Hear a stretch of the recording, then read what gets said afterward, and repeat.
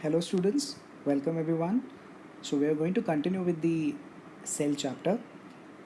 Today we are going to start with part 4 of the cell chapter, in which I'll be dealing with more of cytoplasm and the endoplasmic reticulum.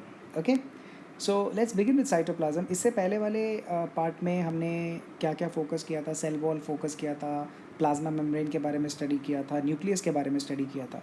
Now we are moving on to the cytoplasm thing. Now you know that यहाँ पे अगर आप diagram को observe करो तो बाहर का जो एरिया है, this portion, this cell membrane, अंदर का जो this region is nucleus, and the region, the light coloured region, light green colour region, that is what basically your cytoplasm. So cytoplasm होता क्या है? It is a part of the cell which occurs between the plasma membrane and the nuclear envelope. Okay, जो आपको मैंने बताया था, जो nucleus के सराउंडिंग में जो न्यूक्लियर मेम्ब्रेन है उन्हीं को ही न्यूक्लियर एनवेलप बोलते हैं. तो न्यूक्लियर एनवेलप और प्लाज्मा मेम्ब्रेन का जो बीच का जो पार्ट है उसको साइटोप्लाज्म बोलते हैं. अब एक्चुअली साइटोप्लाज्म ये यहाँ पे इनर साइटोप्लाज्म है और यहाँ पे आउटर साइटोप्लाज्म है, right? They are just differentiating two types of cytoplasm. तो इनर पार्ट ऑफ साइटोप्लाज्म को बोला जाता है endoplasm, whereas outer part of cytoplasm को बोला जाता है एक्टोप्लाज्म, जिसको सेल कॉर्टेक्स के भी नाम से जाना जाता है. अब ये जो एक्स्ट्रा मैं जो वर्ड्स बता रहा हूँ, ये जो टर्म्स बता रहा हूँ, ये कभी कभार 1 मार्कर में आ जाता है. ओके, इसका ज़्यादा कुछ इन डेप्थ नॉलेज नहीं चाहिए हमको, but yes you should understand there are 2 types of cytoplasm. One is inner part which is endoplasm, and there is an outer part which is ectoplasm. Okay, now when I talk about cytoplasm consists of an aqueous substance. So जो liquid substance है, it is not exactly liquid, not exactly waterish. It is something like more of a water but less than a gel, something. It's a matrix, so it's a liquid matrix there. तो cytoplasm वो जो liquid matrix उसमें कौन कौन है? Cytosol होता है, insoluble waste होता है और स्टोरेज प्रोडक्ट्स होता है, जिसके बारे में हम सबसे ज़्यादा मैक्सिमम डिस्कशन किसके बारे में करेंगे? साइटोसोल के बारे में करेंगे. So what ever I am telling about cytosol, I am indirectly telling it for cytoplasm.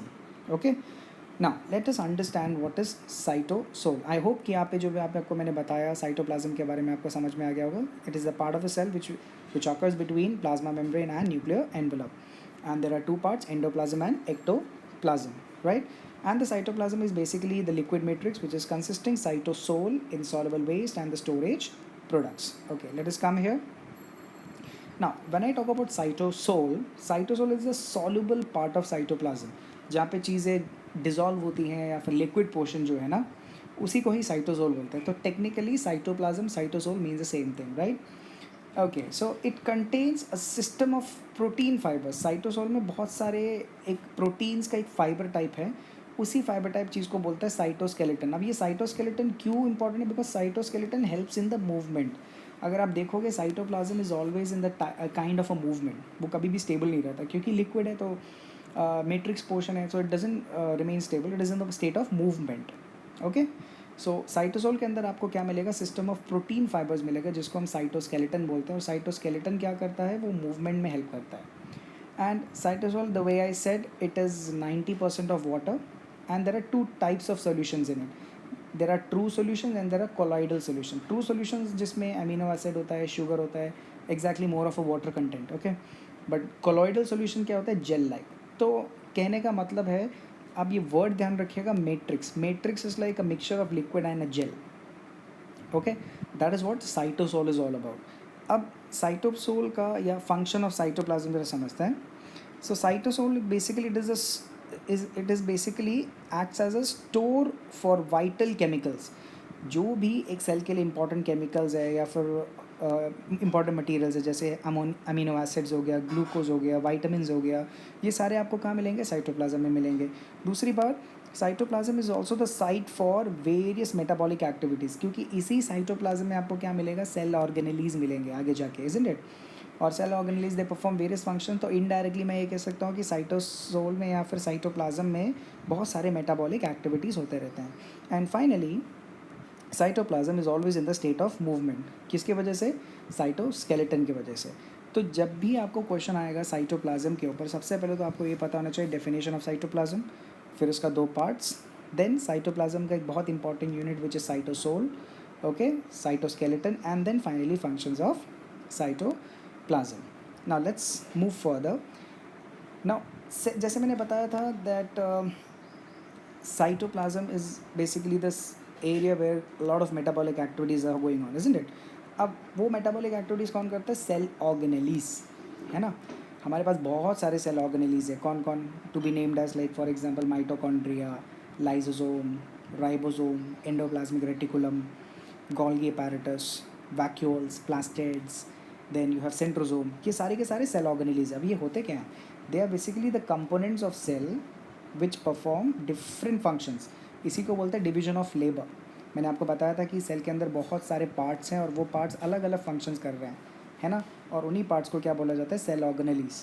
जब आप सेल ऑर्गेनेलीज को ध्यान से देखते हो, हर एक सेल ऑर्गेनेलीज का अपना एक खुद की कवरिंग है, इसीलिए उसको बोला गया है membrane bound cell organelles. Okay, every cell organelle you take, they have a specific covering, right. तो उसी को बोलते हैं membrane bound cell organelles, right.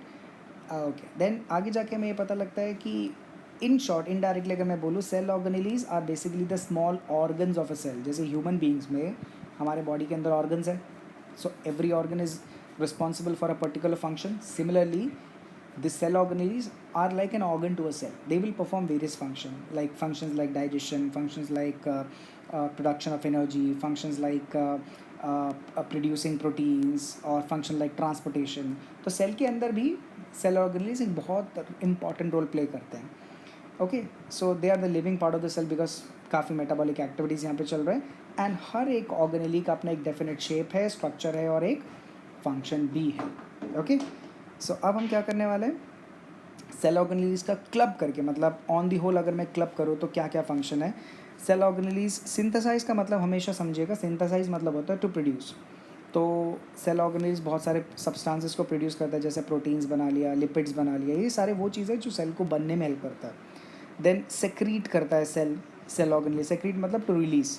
Cell products को सेक्रीट करते हैं, जैसे एंजाइम सेक्रीट किया, हार्मोन सेक्रीट किया. And it helps in digestion.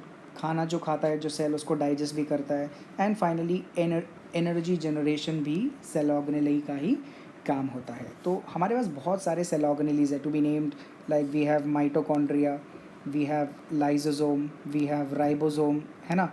We have Golgi apparatus, we have endoplasmic reticulum, we have vacuoles. तो ये सारे हमारे पास सेल ऑर्गेनेलीज है. अब सबसे पहला जो सेल ऑर्गेनेली जो मैं ले रहा हूँ आज के क्लास में, वो है एंडोप्लाज्मिक रेटिकुलम. सिर्फ आज मैं एंडोप्लाज्मिक रेटिकुलम पे फोकस कर रहा हूँ. आने वाले पार्ट्स में हम लोग बाकी सारे पार्ट्स को भी करेंगे. सबसे पहले क्या है एंडोप्लाज्मिक रेटिकुलम? है क्या? ये एक नेटवर्क है, मेम्ब्रेनस नेटवर्क है, एनक्लोजिंग अ फ्लूइड फिल्ड ल्यूमेन. ल्यूमेन मतलब होता है space. Okay, which फिल्स up the intra cellular cavity. जो सेल के अंदर का जो बेसिक स्पेस है उसको एक मेम्ब्रेनस नेटवर्क फिल कर देता है. Fluid filled, what we say, fluid filled lumen. Okay, endoplasmic reticulum का लेमन लैंग्वेज में अगर मैं बेसिक काम बताऊँ, it helps in the transportation of various things within the cell. Okay, अब जैसे मैंने यहाँ पे डायग्राम करके बताया है, ये आपका न्यूक्लियस है, ग्रीन वाला पोर्शन. न्यूक्लियस के जस्ट साथ आप देखते हो एक ऐसा स्ट्रक्चर दिख रहा होता है आपको. ओके, अगर आप बुक उठा के देखोगे ऐसा स्ट्रक्चर दिखेगा. इसी स्ट्रक्चर का नाम क्या है? Endoplasmic reticulum. अब क्योंकि ये साथ एक के साथ जुड़े हुए हैं, इसलिए इसको बोला जाता है मेम्ब्रेनस नेटवर्क. ओके, अब ये जो एंडोप्लाज्मिक रेटिकुलम है वो 3 टाइप के मिलेंगे. कुछ इस शेप का मिलेगा, इसको सिस्टर्न बोलते हैं. कुछ इस वाली शेप का मिलेगा, राइट, इसको बोलते हैं वेसिकल्स. एंड कुछ ट्यूब्स की तरह मिलेगा आपको, तो इसको ट्यूब्यूल्स बोलते हैं. सो इन तीनों का काम क्या है? चीज़ों को ट्रांसपोर्ट कराना. सेल के अंदर या सेल से बाहर कोई भी चीज़ अगर ट्रांसपोर्ट हो रही है तो वो एंडोप्लाज्मिक रेटिकुलम के नेटवर्क से हो रहा है, राइट. तो यहाँ पे मैंने बताया है endoplasmic reticulum occur in 3 forms: cistern, vesicles and tubules. Cistern मतलब क्या होता है? Fluid field सैक्स. सैक्स मतलब क्या होता है? पाउचेस. एक तरीके से पाउचेस हो गया. ओके, बट जो ध्यान देना है वो है there are 2 types of endoplasmic reticulum. ध्यान दीजिएगा, मैं ER लिख रहा हूँ, शॉर्ट फॉर्म के लिए ER लिख सकते हो, बट आप जब एग्जाम में लिखेंगे make sure that you right the full sentence. Okay, so 2 types of endoplasmic reticulum, rough endoplasmic reticulum and smooth endoplasmic reticulum. एक को बोला जाता है RER और एक को बोला जाता है SER. अब दोनों के अलग अलग फंक्शंस देखते हैं. एक्चुअली अगर आप देखोगे, जो न्यूक्लियस के बिल्कुल साथ में जो चिपका हुआ है वो रफ एंडोप्लाज्मिक रेटिकुलम होता है, और जैसे जैसे रफ एंडोप्लाज्मिक रेटिकुलम ख़त्म हो रहा होता है, वहाँ से आपका स्मूथ एंडोप्लाज्मिक रेटिकुलम शुरू होता है. Okay, fine. Then let's just understand about smooth endoplasmic reticulum. पहले स्मूथ एंडोप्लाज्मिक रेटिकुलम का सबसे इंपॉर्टेंट काम है डिटॉक्सिफाई करना. हमारे बॉडी में ना डिटॉक्सिफाई मतलब क्या होता है, टॉक्सिक केमिकल्स को रिमूव करना. Sometimes a cell gets infected with some kind of chemicals, you know. सो उसको रिमूव करने का काम किसका है, स्मूथ एंडोप्लाज्मिक रेटिकुलम का है. It is also involve in the biosynthesis. Synthesis मतलब प्रोडक्शन. लिपिड्स के प्रोडक्शन में हेल्प करता है, कोलेस्ट्रॉल के प्रोडक्शन में हेल्प करता है. Lipids, you know, lipids are like a fats. They all help in the formation of a cell membrane. And cell के लिए बहुत इंपॉर्टेंट है. सिमिलरली कोलेस्ट्रॉल भी, तो उन दोनों के प्रोडक्शन में हेल्प करता है smooth endoplasmic reticulum. And it is also involve in the synthesis, production of hormones. कैसे कैसे, एस्ट्रोजन, टेस्टोस्टेरोन, ये सारे हॉर्मोन्स हैं जो बॉडी के लिए बहुत इंपॉर्टेंट है. Estrogen is for womens, testosterone is for males. ये बेसिकली आपके सेक्स हॉर्मोन्स होते हैं. ओके, तो इसके बारे में हम लोग 10th क्लास में जब रिप्रोडक्शन करेंगे ना, रिप्रोडक्शन वाला चैप्टर, उसमें हम लोग एक्सटेंसिवली स्टडी करेंगे. तो ये सारे हैं उसका बेसिक फंक्शन, डिटॉक्सिफाई करना, लिपिड्स को बनाना और सेक्स हार्मोन्स को बनाना. ओके, रफ एंडोप्लाज्मिक रेटिकुलम की अगर हम बात करें तो इसका काम क्या है. ओके, स्मूथ एंडोप्लाज्मिक रेटिकुलम, एक और चीज़ ध्यान रखिएगा, वो किस फॉर्मेट में मिलेगा आपको, सिस्टर्न फॉर्मेट में मिलेगा. लेकिन रफ एंडोप्लाज्मिक रेटिकुलम वेसिकल में भी मिलेगा आपको और ट्यूब्यूल में भी मिलेगा. Right. Okay, rough endoplasmic reticulum का सबसे इंपॉर्टेंट काम है वो लाइसोसोम. लाइसोसोम एक सेल ऑर्गेनेली है जहाँ पे डाइजेशन हो रहा होता है. डाइजेशन होने के लिए एंजाइम्स की ज़रूरत पड़ती है. Enzymes are the material which actually helps in the digestion of food. तो वो एंजाइम लाइसोसोम को प्रोवाइड कौन करता है, रफ एंडोप्लाज्मिक रेटिकुलम, यानी कि ट्रांसपोर्ट करा रहा है. Okay, and it is also produces protein molecules for making cell membrane. Cell membrane में जो प्रोटीन्स का हेल्प होता है, या प्रोटीन्स बनाने का, प्रोटीन्स बनाने के लिए नहीं, सेल मेम्ब्रेन में प्रोटीन्स का एक बहुत बड़ा रोल होता है. Proteins are the building blocks of life. उनके वजह से ही वो सेल मेम्ब्रेन बन रहा होता है. तो वो भी कौन प्रोड्यूस कर रहा होता है, rough endoplasmic reticulum. Cell membrane बनने के प्रोसेस को बोला जाता है membrane biogenesis. Okay, so the formation of plasma membrane is what known as, या प्लाज्मा मेम्ब्रेन या cell membrane is known as membrane biogenesis. Okay, अब ये कैसे हो रहा है, देखो, रफ एंडोप्लाज्मिक रेटिकुलम कुछ चीज़ सेक्रेट करता है, देन स्मूथ एंडोप्लाज्मिक रेटिकुलम कुछ चीज़ सेक्रेट करता है, वो फिर गोल्गी अपैरेटस रिसीव करता है, वो गोल्गी अपैरेटस देन आगे जाके सेक्रेटरी वेसिकल्स को देता है. वो सेक्रेटरी वेसिकल्स आगे जाके किसको प्रोड्यूस करते हैं, सेल मेम्ब्रेन को प्रोड्यूस करता है. तो ये जो एक मैंने जो फ्लोचार्ट बताई, इतना ज़्यादा डीप में जाने की ज़रूरत नहीं, बस इतना ध्यान रखिएगा. बस मैंने यहाँ पे इसका इन्वॉल्वमेंट बताया है कि रफ एंडोप्लाज्मिक रेटिकुलम और स्मूथ एंडोप्लाज्मिक रेटिकुलम किस में इन्वॉल्व हैं, सेल मेम्ब्रेन के बनने में, यानी कि मेम्ब्रेन बायोजेनेसिस में इन्वॉल्व हैं. राइट. एंड देन इसके अलावा ये जो रफ एंडोप्लाज्मिक रेटिकुलम में एक स्पेसिफिक टाइप ऑफ प्रोटीन्स भी बनाता है जिसका नाम है सेक्रीटरी प्रोटीन्स. ओके, ये प्रोटीन्स वो प्रोटीन्स होते हैं जो सेल से बाहर निकल के जा रहा होता है, which are release into the outer medium. Okay, या फिर आप ये मान के चलो कि एंडोप्लाज्मिक रेटिकुलम से बाहर निकल के जा रहा हो, तो वो प्रोटीन्स जो एंडोप्लाज्मिक रेटिकुलम से बाहर निकल के जा रहा हो, वो भी कौन रिलीज़ कर रहा होता है, रफ एंडोप्लाज्मिक रेटिकुलम. तो सिर्फ इनके फंक्शंस याद रखने हैं आपको. Okay, I know there is a little bit of learning there, तो 2-3 बार आपको एक बार गो थ्रू करना पड़ेगा चीज़ों को मेमोराइज़ करने में. ओके, तो मैंने मैक्सिमम कोशिश किया, बहुत ही सिंप्लीफाई करके आपको दिया, so won't be that difficult for you people. Right. तो अभी स्मूथ एंडोप्लाज्मिक रेटिकुलम देख लिया, रफ एंडोप्लाज्मिक रेटिकुलम देख लिया और मेम्ब्रेन बायोजेनेसिस देख लिया.